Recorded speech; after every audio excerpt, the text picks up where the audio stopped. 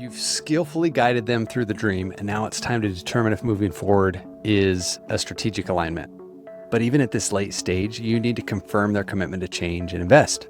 How do you qualify effectively and set the stage for a confident decision? Most salespeople, they tiptoe around these crucial qualification questions in the reality check, fearing it's going to jeopardize the deal or come across way too aggressive, which ironically increases the likelihood of objections, delays, and really wasted time later. But what if you could proactively gauge their readiness to invest and change, address potential hesitations at their root, and create a clear path to mutually beneficial agreement? I'm going to show you how to master the art of strategic qualification and make a smooth, efficient transition to the invitation. Hey, it's Drew Norton, and welcome back to the Everyday Sales Leader.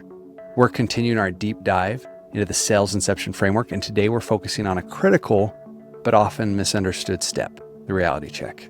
This is a pivotal moment where you transition from exploration and vision to a more serious conversation about commitment and action. While you'll encounter some hesitations throughout the process, reality check is your opportunity to proactively qualify your customer's readiness to move forward. So if you're armed with the right strategies and a qualification-focused mindset, you can transform potential roadblocks into a clear path to a mutually beneficial agreement and a strong foundation for lasting, successful partnership. The reality check is strategically designed to serve a dual purpose. First, you want to create a healthy sense of grounded urgency. We're going to do that by highlighting the potential consequences and the cost of inaction. And then second, to proactively qualify the customer's readiness to invest at the appropriate time, energy, and really the resources to make a change. So instead of primarily handling objections at this stage, you're actually strategically assessing their commitment first and addressing potential hesitations before you invest significant time and effort into the full proposal and really drawing out your entire presentation of your solution. So this involves asking, honestly, some really direct yet respectful questions to gauge how willing they are and what their capacity is to move forward decisively if you can provide the right solution and deliver the agreed upon outcomes. Here's how to use proactive questioning and reframing to skillfully qualify their readiness and address potential hesitations, setting the stage for a clear decision and a smooth, efficient transition to the invitation. So we're going to start with empathy and open-ended exploration. So begin by acknowledging the importance of careful consideration and creating a safe space for them to articulate any lingering doubts or unspoken concerns. So we're going to do that through active listening, mirroring, labeling, asking them to tell you more, to fully understand their perspective and validate their feelings. That's going to build trust and rapport. So, hey, I appreciate your thoroughness in evaluating some solutions, and just to make sure I'm giving you the most relevant and valuable information moving forward, what specific aspects of making a change right now are you carefully considering at this point? Like why are they considering making a change? Then we're gently and respectfully going to explore the underlying reasons behind their current timeline or prioritization.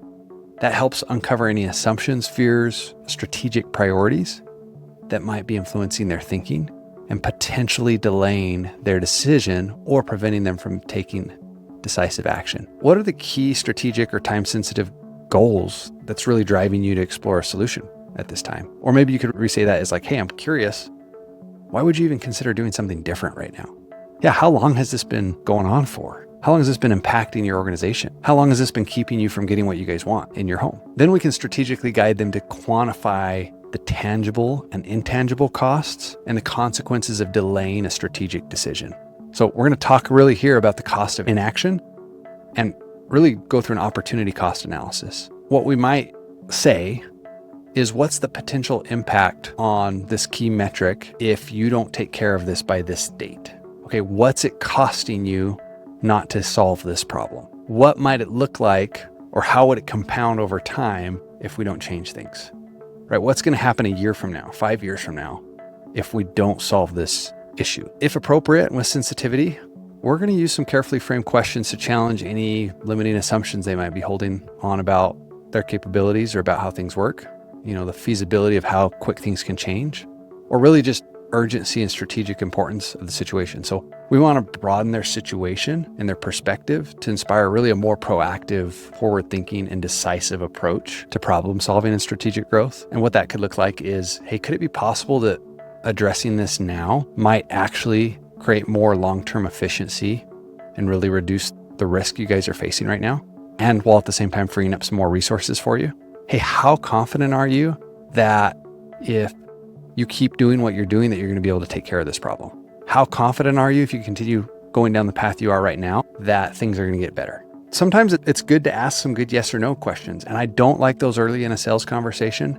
And once I've gotten to know them a little bit, that's where these yes or no's can be drawing a line in the sand to get them to start moving forward and making some commitments, even before we've presented our product or solution. So before I'm going to invest significant time and resources and energy in presenting a detailed proposal, I'm going to ask these direct yes or no questions to really gauge where they are. And this is going to make sure I'm not wasting time with prospects who are unlikely to move forward and who just lack the organizational capacity, the strategic alignment, maybe the funding to move forward. A couple things I might say is, hey, to ensure we're both kind of aligned on expectations and make the best use of our time going forward, if we could demonstrate that we'll help you get X, Y, and Z that you were looking for and that it aligns with your core values, is that something you consider like actually moving forward on right now? And sometimes people are going to want to avoid the question, but it's like, no, if we can solve the problem, would you move forward right now?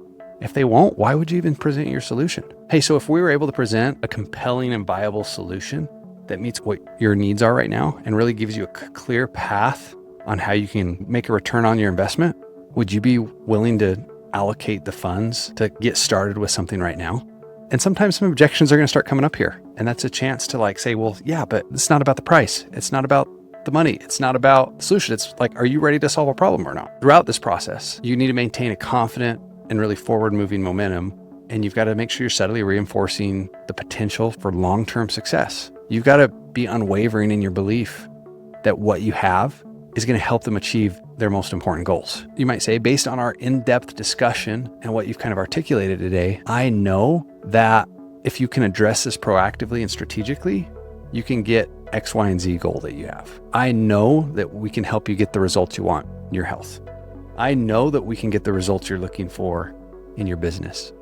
I know that we can help you get the peace of mind you want to have in your home. Yeah, so assuming we can provide something that fits your criteria and I can show you the return on investment, would you be against moving forward right away if we could show you how that worked? So if the customer responds positively to those qualifying questions, that's where you can start transitioning into going over your product, its benefits and features, and then make an invitation for them to work with you. However, if there's significant hesitations, that might be where it's time to exit the conversation gracefully and tell them, hey, when they're ready to move past these things, we can get together and look at that. By mastering proactive qualification and strategic guidance in the reality check, you're going to be able to effectively assess your customer's readiness to invest change, really setting the stage for a more efficient and successful sales process. In this next video, we're going to dive into the invitation to explore how you can confidently navigate decision level objections and empower your customers to make a choice that aligns with their strategic objectives. Be sure to subscribe to the Everyday Sales Leader, hit that notification bell, and make sure to join the community in the notes below. And question for you, what are your biggest challenges in qualifying prospects and ensuring they're truly ready to move forward? Share your insights and strategies in the comments below. Thanks for watching, and remember, selling is life.